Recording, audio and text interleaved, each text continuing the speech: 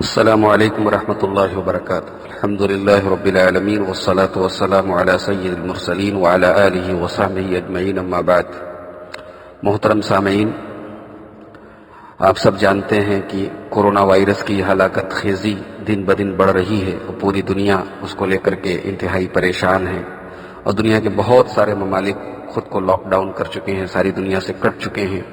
اور وہاں کے لوگ اپنے اپنے گھروں میں قید ہیں۔ اور وہی تقریباً صورتحال ہمارے ملک کی بھی ہوتی جا رہی ہے، اور ہمارے ملک کے اکثر صوبوں میں لاک ڈاؤن کر دیا گیا ہے، لوگ اپنے گھروں میں قید ہیں۔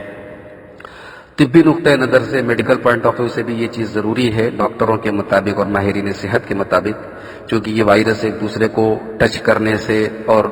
لوگوں کی بھیڑ اکٹھا ہونے سے بہت تیزی سے پھیلتا ہے، تو اس سے بچاؤ کی سب سے بڑی تدبیر اور سب سے بہتر طریقہ یہی ہے کہ لوگ ایک دوسرے سے دور رہیں، اپنے اپنے گھروں میں رہیں۔ اور حکومت کی منشا بھی فی الحال یہی ہے کہ لوگ اپنے اپنے گھروں میں قید رہیں، حالانکہ ہم دیکھ سکتے ہیں اور محسوس کر سکتے ہیں کہ ملک کی معیشت پر، ملک کے کاروبار پر اور لوگوں کی زندگی پر اس کا بہت ہی برا اثر پڑ رہا ہے، لیکن جان کی حفاظت سب چیزوں پر مقدم ہے۔ اور آپ جانتے ہیں کہ ہماری شریعت مطہرہ میں بھی جن چیزوں کو سب سے زیادہ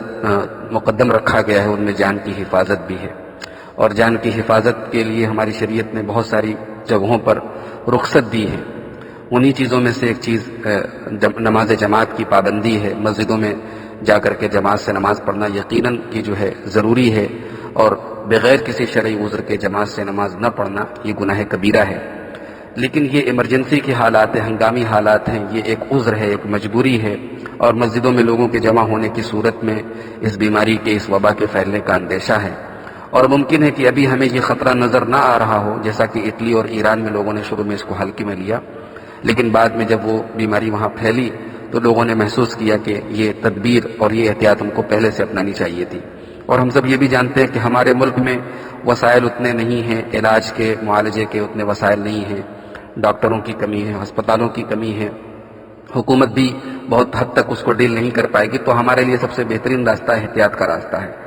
لیکن افسوس کی بات یہ ہے کہ ہمارے بہت سارے مسلمان بھائی، خاص طور سے ہمارے نوجوان بھائی،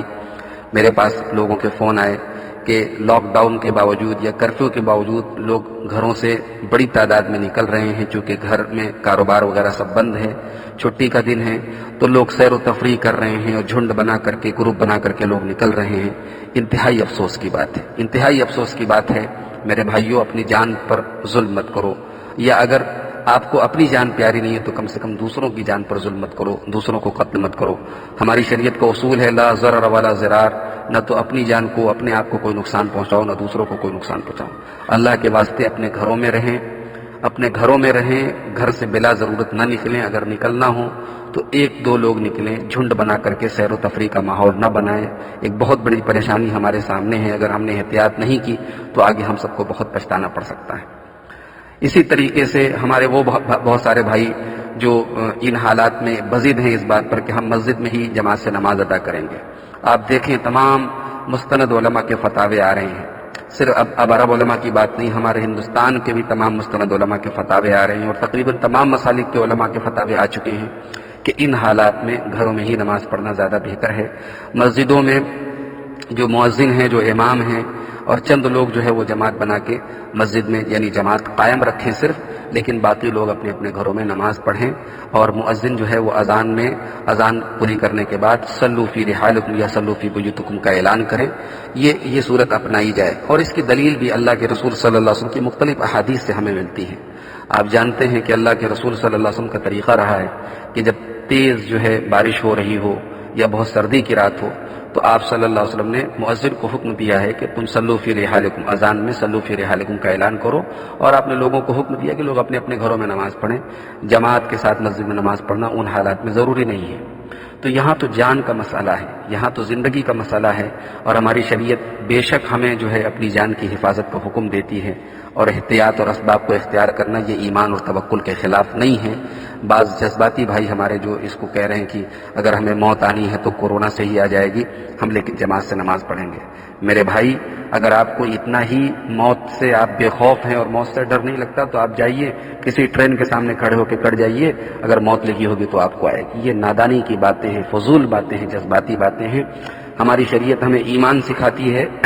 توکل سکھاتی ہے، تو ساتھ میں یہ بھی سکھاتی ہے وَلَا تُلْقُوا بِأَيْدِيكُمْ إِلَى التَّهْلُكَةِ، اپنے آپ کو ہلاکت میں مت ڈالو۔ وَلَا تَقْتُلُوا أَنفُسَكُمْ، اللہ نے فرمایا کہ اپنے آپ کو قتل مت کرو۔ اللہ کے رسول صلی اللہ علیہ وسلم نے فرمایا لا ضرر ولا ضرار، اپنے آپ کو نقصان مت پہنچاؤ، دوسروں کو نقصان مت پہنچاؤ۔ اللہ کے رسول صلی اللہ علیہ وسلم کے پاس ایک مرتبہ ایک قبیلے کے لوگ آئے، آپ کو معلوم ہوا کہ اس وفد میں ایک کوڑ زدہ شخص ہے جس کو کوڑ کی بیماری ہے، جذام کی بیماری ہے، تو آپ صلی اللہ علیہ وسلم نے اس کو اپنے پاس اپنی مجلس میں نہیں آنے دیا اور پیغام بھجوایا کہ انا قد بایعناک، ہم نے تم سے بیعت کر لی، ارجع، تم لوٹ جاؤ، یعنی آپ نے اس کو الگ تھلگ رکھا۔ تو یہی تو اس وقت ہماری حکومتیں ہم سے کروا رہی ہیں کہ ہم الگ رہیں، ہم لوگوں کا گروپ نہ بنائیں، لوگوں کی بھیڑ نہ اکٹھی کریں، ورنہ اس بیماری ہمارے نہ جانکاری میں ہمیں احساس نہیں ہوگا اور یہ بیماری بڑھتی چلی جائے گی۔ ڈاکٹرز کے مطابق یہ بیماری ایک انسان کو ہوتی ہے اور اسے احساس نہیں ہوتا، اسے 2 ہفتے کے بعد اس کے اوپر علامتیں اور سمٹم ظاہر ہوتے ہیں۔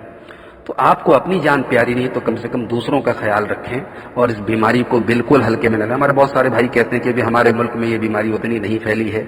اللہ کرے کہ نہ پھیلے اور اللہ کرے کہ یہ بیماری ہر جگہ سے دور ہو جائے، لیکن اگر چند کیس بھی ہمارے ملک میں ہیں تو وہ چند کیس ہزاروں اور لاکھوں میں ہونے میں دیر نہیں لگے گی جس طریقے سے یہ وبا دوسرے ملکوں میں پھیلی ہے۔ اللہ تعالی ہم سب کی حفاظت فرمائے۔ تو ہماری شریعت میں ان حالات میں رخصت دی گئی ہے کہ ہم اپنے گھروں میں نماز پڑھ سکتے ہیں۔ اگر بارش کی وجہ سے اور ٹھنڈی کی وجہ سے گھروں میں نماز پڑھی جا سکتی ہے تو یہ تو اپنی جان کی حفاظت کا مسئلہ ہے، یہاں بطریق اولیٰ ہم اپنے گھروں میں نماز پڑھ سکتے ہیں۔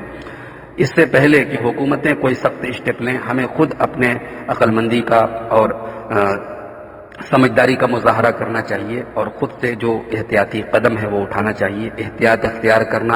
اسباب اختیار کرنا یہ ایمان اور تقویٰ کے خلاف نہیں ہے، بلکہ اسباب کو چھوڑ دینا یہ ایمان اور تقویٰ کے خلاف ہے۔ ہم بیمار ہوتے ہیں، ہم ڈاکٹر کے پاس جاتے ہیں، دوا لیتے ہیں، یہ ایمان اور توکل کے خلاف نہیں ہے۔ کوئی نہیں کہتا کہ ہم بیمار ہیں، ہمیں اللہ کی ذات پر بھروسہ ہے، اللہ چاہے گا تو ہم ٹھیک ہو جائیں گے، ڈاکٹر کے پاس نہیں جائیں گے۔ اگر کوئی ایسا سمجھتا ہے وہ شریعت کے خلاف کرتا ہے۔ ہماری شریعت نے اللہ کے رسول صلی اللہ علیہ وسلم کے پاس ایک آدمی آیا اور اس نے کہا کہ کیا میں اونٹ کو کھلا چھوڑ کر کے اللہ کی ذات پر توکل رکھوں؟ آپ نے فرمایا کہ نہیں،